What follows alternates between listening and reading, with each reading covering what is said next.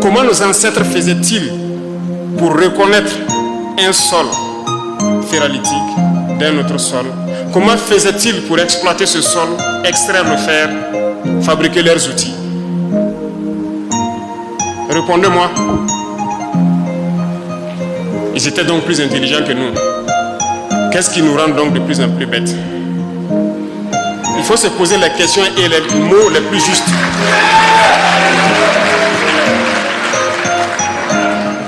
Puisqu'ils le faisaient, comment les ancêtres faisaient pour extraire l'or, connaître les sols où il y a l'or, extraire, et étaient bien riches? L'homme le plus riche était en Afrique de l'Ouest ici, je pense bien du Mali.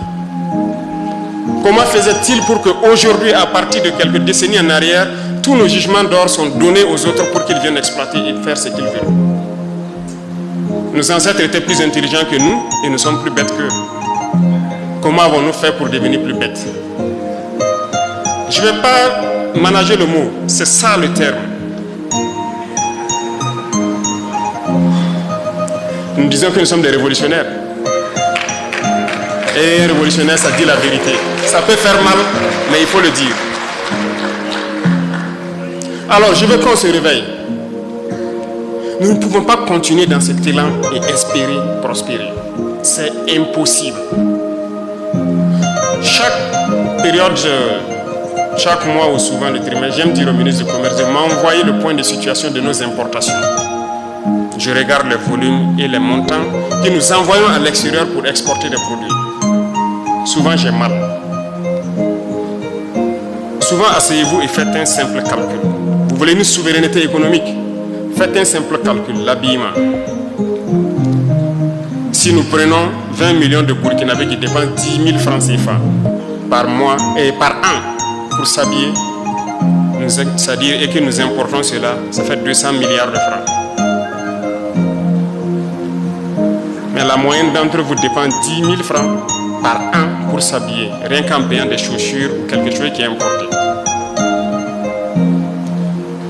Sommes-nous vraiment devenus si bêtes qu'on ne peut pas s'asseoir, réfléchir et voir tout ce que nous amenons à l'extérieur et qu'on ne peut pas créer ici? Moi, je ne crois pas. Rien que l'habillement. Il y a beaucoup d'autres secteurs. Les chiffres sont là. Vous pourrez peut-être voir dans certaines statistiques ce que nous importons et qu'est-ce qu'on peut même fabriquer chez nous ici. La dernière fois, j'ai demandé à ceux de l'initiative présidentielle pour l'éducation de qualité, je ne sais pas s'ils sont là, de m'envoyer le point de situation de l'équipement des amphithéâtres et salles qu'on est en train de construire. Qu'est-ce qu'ils comptent faire? Comment ils comptent les équiper?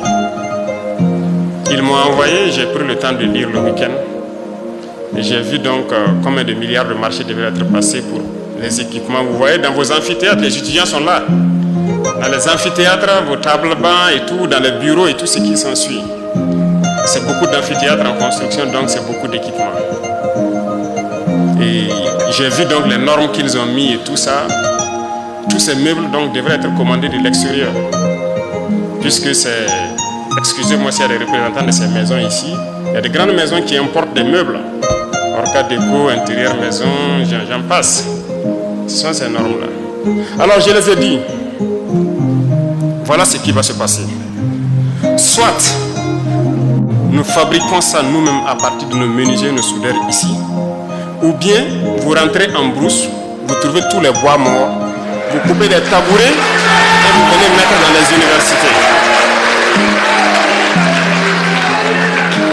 Lorsque les étudiants vont s'asseoir sur ces tabourets, si ça les fait mal, c'est sûr que parmi eux, certains vont avoir donc l'intelligence de créer les bancs que nous faisons. Ou bien, on trouve dès maintenant des menuisiers et des soudeurs de chez nous qui vont fabriquer ce type de bancs pliables que nous souhaitons. Mais je pense que c'est en cours, hein? N'est-ce pas, l'IDICAP? Il y en a. Ça veut dire qu'il y a la ressource. Mais pourquoi ces milliards devraient sortir pendant que des gens peuvent travailler à l'intérieur pour le faire? Vous êtes capable de faire des choses. Et d'ailleurs, que ce soit ministre ou directeur, président d'institution, il y a plus de... Depuis l'année passée, je disais aux gens, quand je faisais l'arbitrage, ceux qui ont les bureaux cassés ou quoi, j'ai dit de prendre des cailloux et de caler, jusqu'à ce que ça ne tombe pas. Si ça tombe, fabriquez ici. Personne n'importera des meubles de luxe au Burkina pour ses bureaux. On fabriquera ici. Donc ceux qui ont un projet en 2026 de mettre dans leur budget d'importer des meubles, avoir des bureaux très beaux et je ne sais comment, oubliez cela, ça ne passera pas. Nous allons faire ici jusqu'à ce que ce soit beau comme on veut. Parce que personne ne sera dans le luxe tant qu'on ne sera pas à un certain niveau. Si vous voulez votre luxe, vous devez vous débrouiller vous-même et votre salaire pour le créer. Le reste, on va se concentrer pour le travail. Et il faut que tout le monde se réveille. On s'amuse beaucoup. S'amuser c'est bien, mais il faut travailler d'abord. Mais c'est une politique d'endormir le continent. Je prends un événement qui est passé. Je n'ai rien contre les organisateurs, rien de particulier. Miss Université 2025. Je pense qu'elle a eu beaucoup de prix. Peut-être qu'elle est dans la salle ici, je ne sais pas. Mais elle a au moins eu 3 millions, un chèque de 3 millions, plus des frais tout payés, un voyage tout payé, tout frais payé en France par Campus France. Ça vous dit quelque chose? Est-ce que Campus France finance votre événement ici? Ok. Quelles sont ces entreprises qui vous accompagnent et tout? Je vais le point après. Mais c'est pour dire, comme le slammer l'a encore dit, comme j'ai dit, il m'a espionné dans mon esprit.